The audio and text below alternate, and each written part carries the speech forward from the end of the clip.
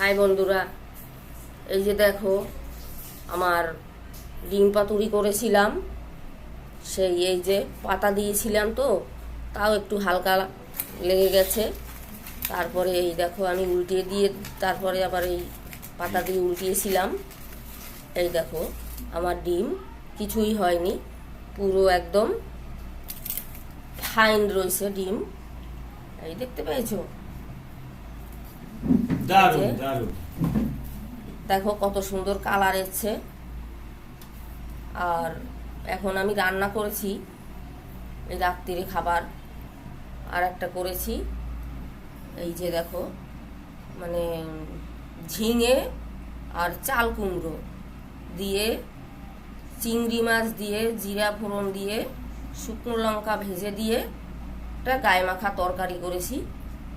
এই দিয়ে আমরা খাবো। আর ঝিঙে ভাতে দিয়েছিলাম।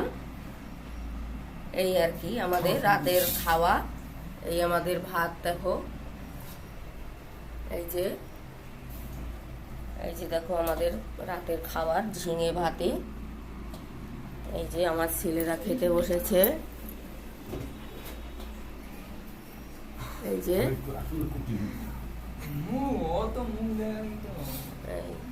ঠিক আছে, কেমন হলো কমেন্টে জানাবে।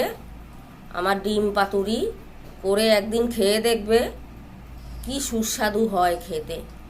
গরম গরম ভাতে আলু ভাজা দিয়ে মেখে, ও সেই খাওয়া।